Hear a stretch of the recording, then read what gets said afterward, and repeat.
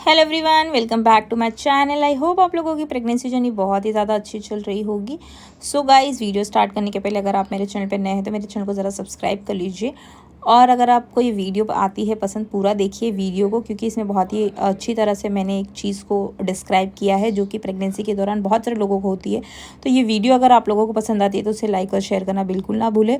तो चलिए हम टॉपिक शुरू करते हैं। तो ये मेरा टॉपिक है इस वीडियो है ये कि बहुत सारे लोगों की शिकायत होती है प्रेगनेंसी के दौरान कि छठे महीने मतलब 5वें महीने तक तो इतना पेन नहीं होता, लेकिन जैसा ही छठा महीना 7वां महीना शुरू होता है वैसे ही लोअर अब्डोमेन में यानी कि पेट के निचले हिस्से में और वजाइना का थोड़ा सा ऊपरी जो हिस्सा होता है जहाँ से पेशाब होती है उसके ऊपरी हिस्से से हमें पेन होने लग जाता है। तो उस पेन के लिए हमें क्या करना चाहिए, क्या ये पेन नॉर्मल है?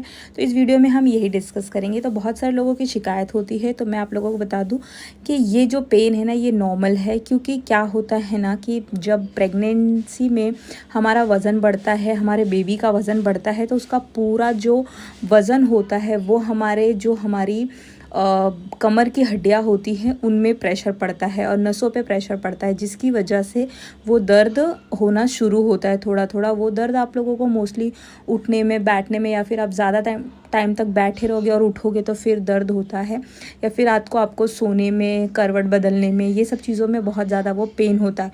तो वो पेन बहुत सारे लोगों को ऐसा लगता है, मतलब बहुत सारे लोगों को तो बहुत ज़्यादा होता है कि सहा नहीं जाता है, तो डॉक्टर्स उन्हें पेन किलर्स देते हैं ये दर्द को बेयर करने के लिए। अगर आपसे ये दर्द सहा नहीं जा रहा है तो आप पेन किलर वगैरह खा सकते हो डॉक्टर की एडवाइस लेके। मोस्टली डोलो 650 वगैरह होता है, वो डॉक्टर्स आपको प्रिस्क्राइब करते हैं, लेकिन आप अपनी मर्ज़ी से मेडिसिन बिल्कुल ना लो। प्रेगनेंसी में कोई भी पेन किलर तो डॉक्टर से पूछ के ही लो। अगर आपको दर्द बर्दाश्त नहीं हो रहा, अगर बर्दाश्त कर रहे हो तो कर लो, क्योंकि ये बहुत ही नॉर्मल पेन है, हर प्रेग्नेंट लेडीज़ को होता है, क्योंकि उनका पेट का साइज़ बढ़ता है, वज़न बढ़ता है, जिसका कि मसल्स पे इफ़ेक्ट जाता है, और ये हार्मोनल डिसबैलेंस की वजह से भी होता है। तो यहाँ पे आपकी जो कमर की हड्डियाँ होती हैं आगे साइड की, वो उस पर प्रेशर जाता है, वो थोड़ी स्ट्रेच होती हैं, जिसकी वजह से यहाँ पे पेन ये नॉर्मल है। तो गाइज़, इसका उपाय क्या है? तो इसको आपको कैसे दूर करना है, मतलब अगर ये दर्द हो रहा है तो बिना मेडिसिन के इसे कैसे दूर करना है वो भी मैं आप लोगों को बता देती हूँ।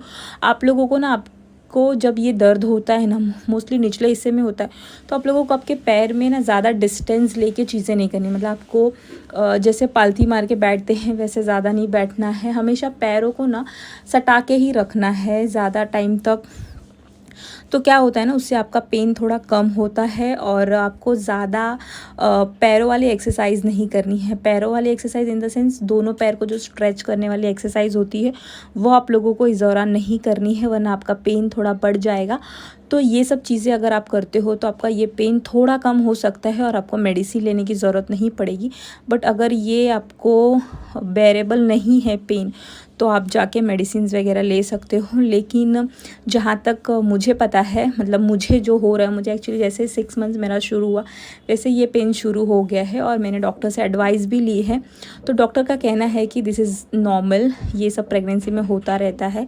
तो ये मोस्टली आपकी जो बॉडी स्ट्रेच होती है उसकी वजह से यहाँ पे थोड़ा सा आपको स्ट्रेच जैसा फील होता है, थोड़ा सा आपको पेन जैसा फ़ील होता है, थोड़ा सा रेस्टलेस जैसा फ़ील होता है, लेकिन ये आपको दर्द सहना पड़ेगा। अदरवाइज़ आपको थोड़ी मेडिसिन लेनी पड़ेगी। बट मेडिसिन प्रेगनेंसी में लेना इतना अच्छा नहीं होता है जितना आप सोचते हो कि हर एक चीज़ के लिए मेडिसिन ले लो, तो इतनी मेडिसिन नहीं लेनी चाहिए। तो मैंने मेडिसिन अवॉइड की है। मुझे इतना ज़्यादा पेन नहीं है, बट फिर भी है। रात को करवट बदलने में बहुत ज़्यादा पेन है, उठने में पेन है, जैसे ही पी करने जाओ बैठने में थोड़ा सा पेन है, और ज़्यादा टाइम तक अगर बैठो और उठो फिर मुझे थोड़ा पेन होता है, और अगर पोछा वगैरह नीचे बैठ के लगाओ तो थोड़ा ज़्यादा पेन होता है। तो ये सब चीज़ों का जो ये पेन है ये थोड़ा नॉर्मल है, प्रेगनेंसी के दौरान होता है। जैसे आपकी प्रेगनेंसी ख़त्म हो जाएगी वैसे ये पेन आपका चला जाएगा।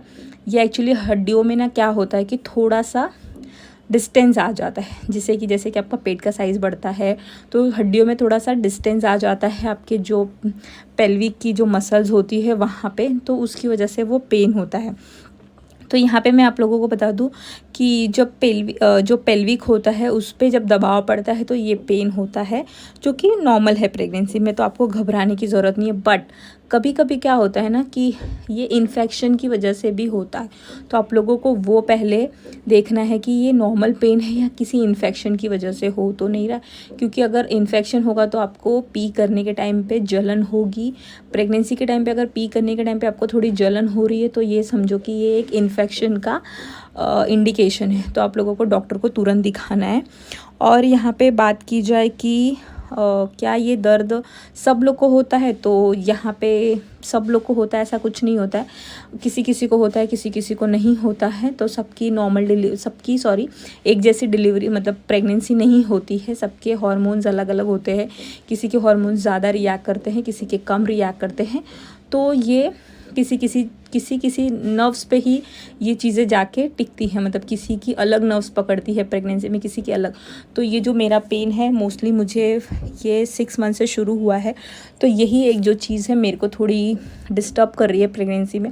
अदरवाइज़ मैं एकदम फिट एंड फाइन हूँ, बहुत कुछ सब कुछ खा ले रही हूँ एक्चुअली, सब कुछ पच भी जा रहा है, नो वॉमिट्स, नो नोशिया, जो भी है कुछ भी नहीं हो रही, मॉर्निंग सिकनेस नहीं हो रही है, मेरा ज़्यादा वज़न भी नहीं बढ़ रहा है, बेबी का वज़न भी नॉर्मल है। तो यहाँ पे इतना कुछ ये नहीं है, प्रॉब्लम नहीं है। कैल्शियम की एक टैबलेट, एक फॉलिक एसिड टैबलेट्स यही ले रही हूँ। मोस्टली आयरन वगैरह की टैबलेट्स अभी चालू नहीं की है। 7 मंथ की जैसे ही सोनोग्राफी निकलेगी वैसे ही ये आयरन वगैरह की टैबलेट्स शायद शुरू करेंगे। CBC वगैरह का टेस्ट कराने दिया है, वो अभी जस्ट 1 वीक में कराना है, तो उसके बाद पता चलेगा। अगर ज़्यादा हीमोग्लोबिन की कमी रहेगी और आयरन की कमी रहेगी तो आयरन के टैबलेट्स वगैरह चालू करेंगे। बट फ़िलहाल कैल्शियम के टैबलेट्स चालू किए हैं। जो ये कैल्शियम के टैबलेट्स होते हैं ना, ये आपके ये पेन में भी बहुत ज़्यादा हेल्प करते हैं, जिससे आपकी हड्डियों पे ज़्यादा प्रेशर नहीं पड़ता है, हड्डियाँ मजबूत होती हैं। उसकी वजह से ये आपका थोड़ा पेन है वो थोड़ा बेरेबल होता है, इतना ज़्यादा पेन नहीं होता है। अगर आप कैल्शियम के टैबलेट्स वगैरह नहीं लोगे तो ये पेन ज़्यादा आपको हो सकता है, क्योंकि हड्डियों पे बहुत ज़्यादा दबाव पड़ता है। और कैल्शियम की टैबलेट्स हमें उसी लिए दी जाती है, और बेबी के जो बोन्स होते हैं उसके लिए भी दी जाती हैं।